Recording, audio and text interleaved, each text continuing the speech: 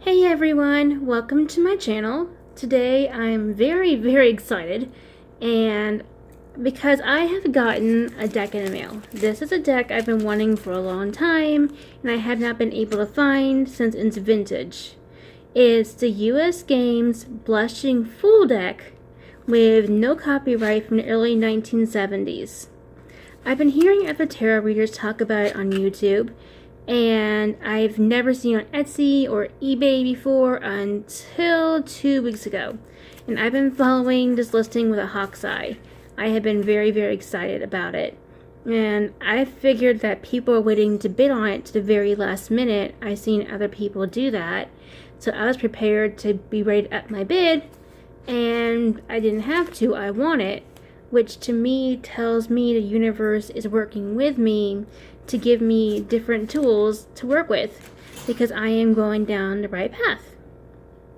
Anyways, I'm going to begin the unboxing, and before I do, I want to apologize for any stutters or any pauses. I have a bit of a stuttering problem, and it's running my family on my mom's side for a while. So if y'all hear any pauses or you hear me having a hard time with a word, that's why. Anyways, let's begin. Oh god, I'm so excited. She wrapped it up really well. Getting into the box was, I practically had to go psycho on the box, basically. Imagine a pair of scissors in a shower scene going psycho on a US mail priority mailbox. And that was the scene of me opening the box this was in. Ooh. Kind of a rough tuck box there.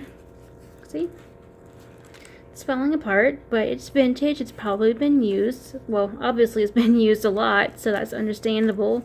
That's okay, because I have a tarot bag for this deck, which I will bring out. Made in Switzerland, expressly for US Game Systems Inc., New York, New York 10016. I think they're in Connecticut now.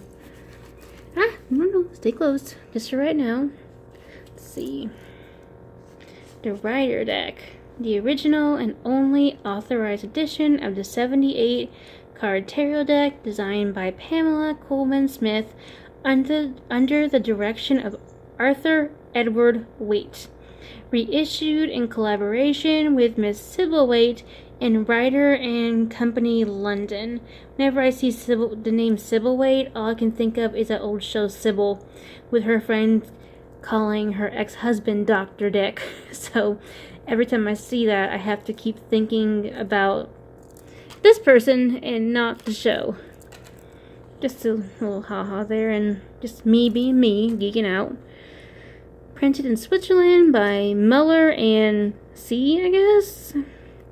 Or, yeah, I'm just going to call it C because I don't want to mispronounce this. Complete with instruction booklet by Arthur Edward Waite and forward by Stuart R. Kaplan. Okay, then I don't think this came with an instruction booklet, but I don't care because I have plenty of those. See? Plenty. I even have more next to me, and I have more in my libraries. I have several libraries throughout my house, so that is why. Now, on to the deck. A blank title card, another blank title card. I actually like the blank title cards because I use these from each deck I get to make little flashcards, mainly for the court cards, because I really struggle with those. I have a hard time. So these will become flashcards. That's really good cardstock too. And here is my prize. A gift from the universe, I guess I can call it. The Blushing Fool. And no copyright. I know for some people it's like, okay, why does it matter? But it just shows they're more antique, and sometimes the copyrights, yeah, they're no big deal. They're there. Let you know who they belong to, but nonetheless, I see the ones without copyright as more classy, more old school, and more vintagey, and just more authentic overall. I could bring this deck or a University Press deck very easily to anywhere and give it a reading, and it looks like it's been part of history for a long time, and since this is an early 70s deck, it has been part of history for quite a while. But the Blushing Fool, and he's called that because of the way he's painted, or I don't know if that's paint or that's colored pencil. On that, I'm not really sure. But look at that. No copyright. And the fool's about to walk off the cliff. He's having innocent thoughts. He's very, very innocent. He's ready to accomplish his dreams. He just needs to take that leap of faith. And that can actually be harder than most people realize. There's obstacles and there's optimism. Here's his little white doggy going, "Hey, open your eyes, you idiot. You're about to jump off a cliff." Well, walk off a cliff anyways. But yeah. I'm so happy. And the Magician. Here is the Magician. And look, no copyright. I'm so happy. I will stop mentioning that now. And the next card is the High Priestess. Now this card now makes me very happy these days. And there's a reason for that. Melissa Sainova, the author of Kitchen Table Tarot, I think I literally mentioned her in her book in every single video. And she has not asked me to do that or anything like that. I do that because I am so in love with her book. Well, I got her signed book yesterday in the mail, and she identified the High Priestess card as my card. And please note she uses the Llewellyn's Classic Tarot for her book. But see, there she said, "Hey, it's you." So that makes me very, very happy. I know my tripod setup is not as good as other readers are, but I'm also on a budget, so I gotta do what's best for me. Yeah, there's a High Priestess. She's hiding secrets and telling you look within yourself. And there's her scroll, and I think that's a Torah. So that's really neat. At least to me it is. I couldn't find anything with symbols of old times and stuff like that really neat, and the tarot's full of them. The Empress and her abundance. Lots of growth. The Emperor. Strict ruler and can be a tyrant if one's not careful. The Hierophant. I like how the colors are kind of washed out in this deck. Like, not extremely washed out, but like kind of pastel-y washed out in a way. I really like that. It just helps to show that it's an older vintagey deck, and it's seen a lot. It has a lot of wisdom, and it's been used a lot, so I like that. And the tweeting is my budgie Al Capone. So that's what all that noise is. The Lovers. I actually thought there was another card stuck to this one because it felt so thick. So I was like, oh, where's the other card? And it wasn't there. Chariot. And the reins are his will. He has to will a chariot to move to reach his next goal. Like, for instance, I wasn't going to do a video for this, but then I realized this was a perfect opportunity and I need to take hold of it. Strength card. And that one you can tell she's definitely pushing the lion's mouth open, I guess.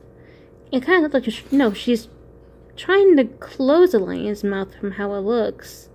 She's trying to open it. Her fingers would most likely be on the, like, kind of grasping the very insides of his mouth without getting bit.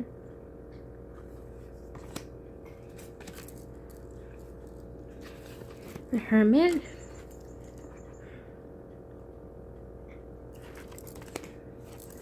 Wheel of Fortune.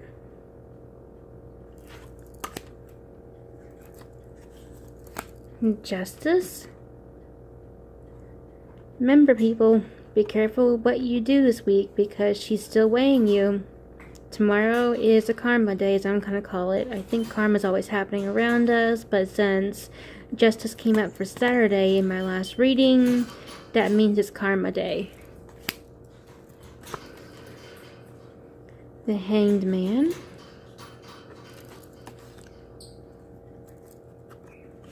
Death.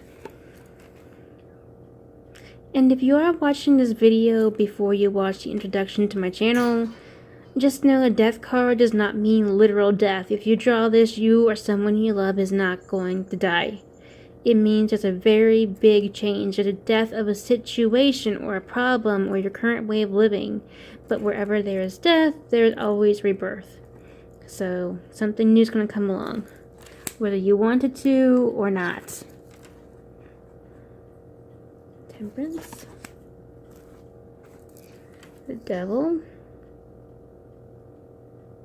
And they can definitely get out of this change if they want to, so it definitely does a good job showing that we are definitely chained to our materialistic lives. And it's true, it's just like a life is material. We have to have money to survive off of.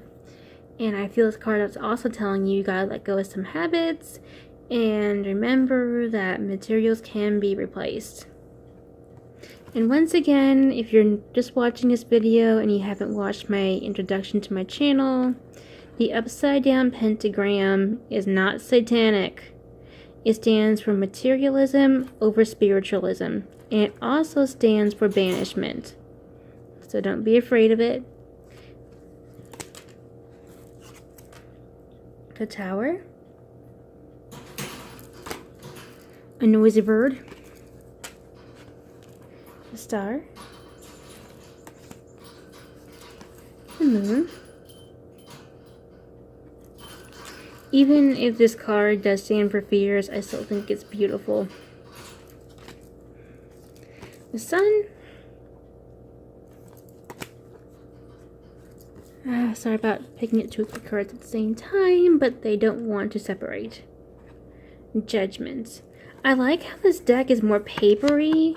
It has slight lamination on it, very, very slight, but it's definitely more papery, and I really like that. When decks are more papery, to me, they feel more authentic as tarot divinity instruments. They don't feel like, oh, hey, let's play slapjack.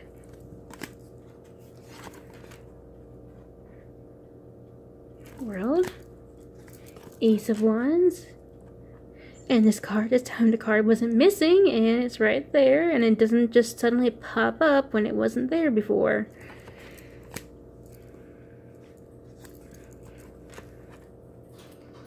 Two of Wands. Three of Wands.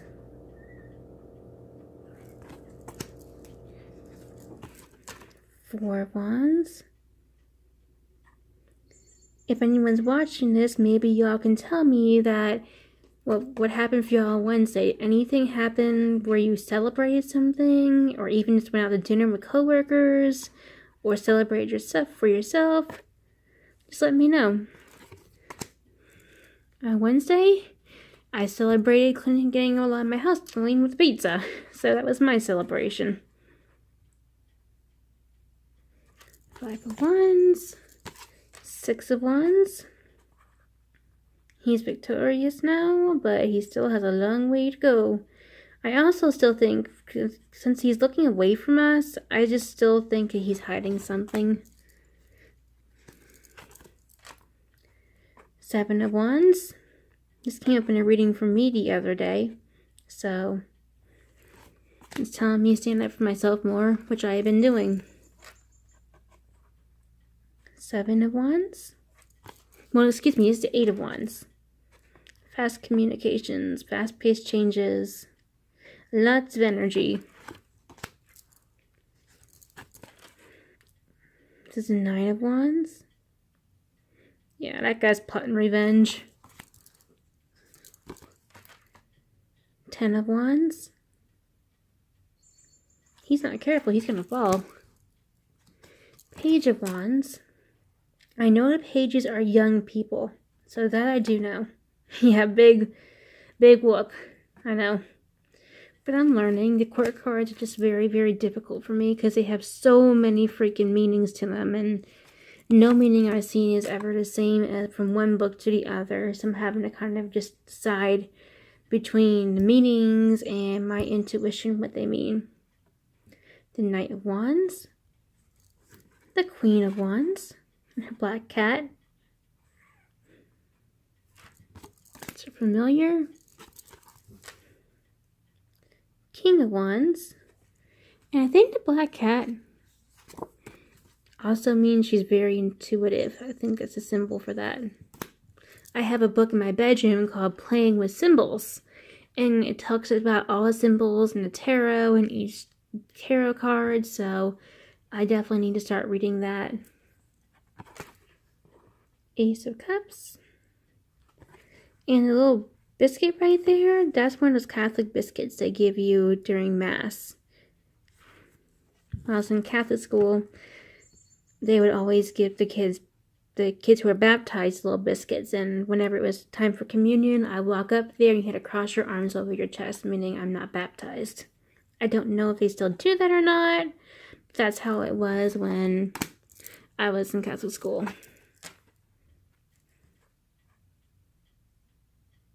Two of Cups.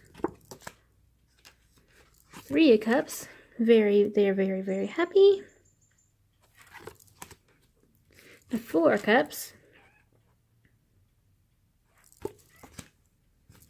Five of Cups. This is definitely a disappointment card or a grief card, especially a grief card. Lots of poured out emotions there. And I can attest to that. I have lost my sister and my mother within 5 years, so I definitely know how this poor guy feels. It's not fun, it hurts, and it takes a long time to rebuild your life. It's not just a simple, oh, go back to work within a few weeks and boom, you're fine. Getting over the loss of someone, you really never get over it. You learn to live with it. And that's not always an easy process. Six of Cups. Look, they're blushing too. Six of Cups without the Seven of Cups. That's the Seven of Cups. That was a Six of Cups. I know this stuff. I'm letting my excitement cloud my judgment here and cloud my knowledge. Eight of Cups. I still love this card. I really, really do. And the sign up here of the moon, I just kind of equate it with the eclipse. I just saw it as the eclipse, so it just made me realize, oh hey, I think that's the eclipse. My times are dark, but they're gonna lighten up. So keep moving on and don't give up. Nine of Cups.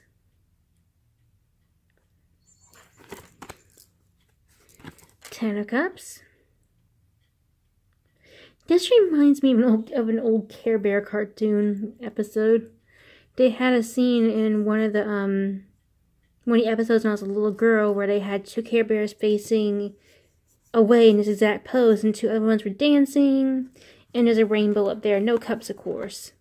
But it definitely reminds me of this card. Maybe that scene was inspired by that card. I'm having time. One thing I've noticed since I started really reading the tarot and learning more about it is I'm having a lot more childhood memories resurface that have been lost to me for a long time I haven't really thought of. So that's been really good, interesting, and sometimes very, very hard. Page of Cups. And what better to mention emotions than in the Suit of Cups. Knight of Cups. Queen of Cups. I still can't figure out what the heck this thing is that she's holding. Is that an incense burner? Is that some kind of holy water cup? What is that? I still don't know. Maybe I'll find that symbols book.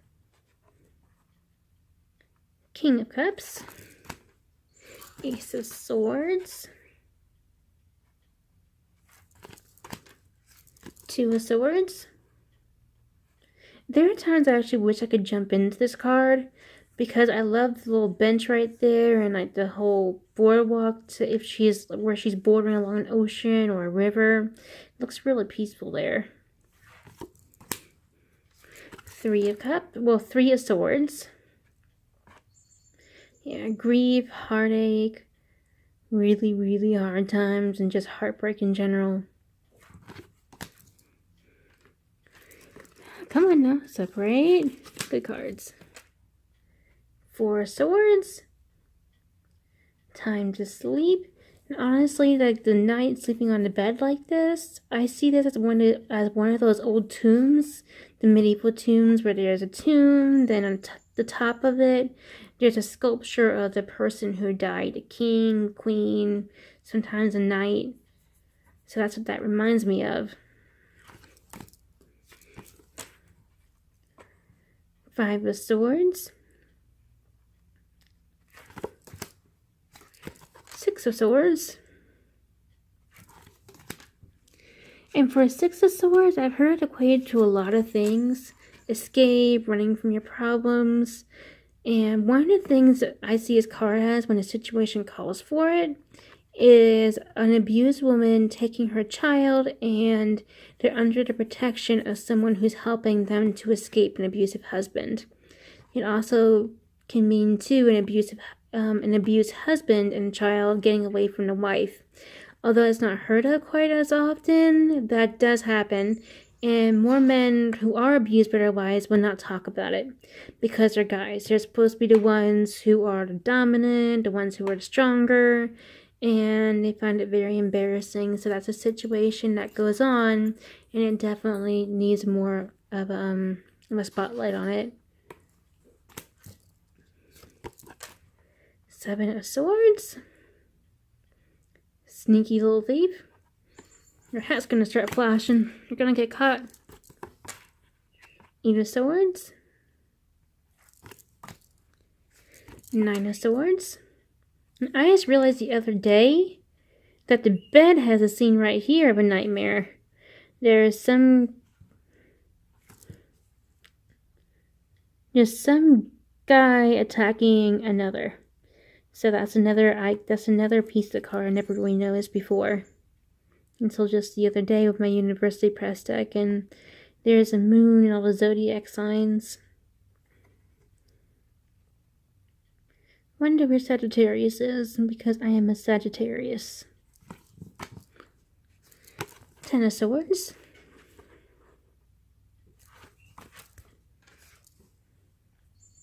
Page of Swords. Knight of Swords. Queen of Swords.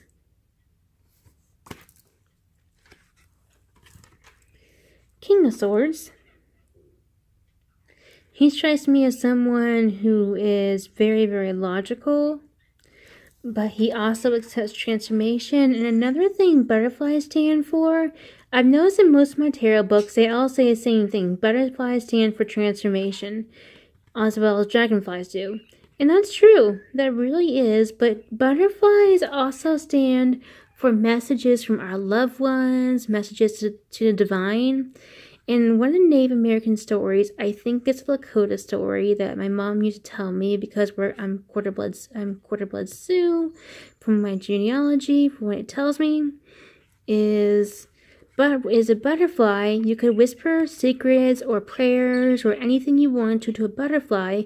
It would fly up and it would give the secret or your prayer or request anything to God. So that's another meaning behind it.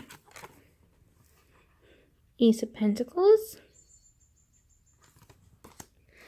So back to the king. Sorry about this, but back to the king here. I kind of feel like that the butterfly is saying the King of Swords, although logical and rational, he definitely has a connection to the divine.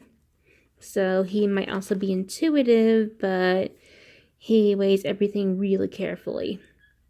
And here's a lady behind him, so he's focusing on what's right for everyone around him.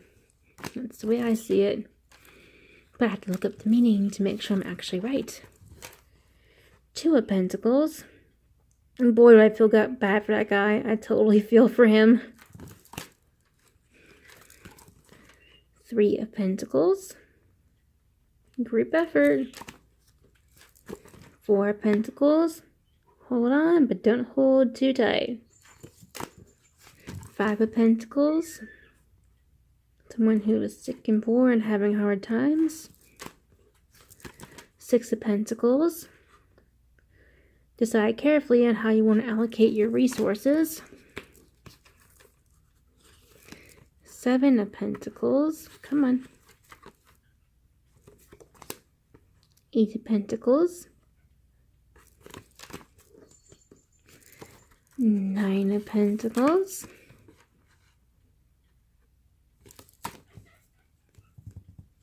Ten of Pentacles. Page of Pentacles. Someone who is young and starting to earn money. That's what I'm getting from the card, so hopefully I'm right. Knight of Pentacles. Is that a tree growing from his head? What the heck is he doing planting trees in his helmet? Queen of Pentacles. Oh boy. I'm missing a card. I am missing the King of Pentacles. Ah, here we are. He's still stuck inside a box. Let's see, can I get you out? Come on. Our missing card, our runaway, the King of Pentacles. He has been caught. And that was definitely my unboxing of the early 70s Blushing Fool Rider-Waite. Oh Lord, now to get this card straightened out. Come on now.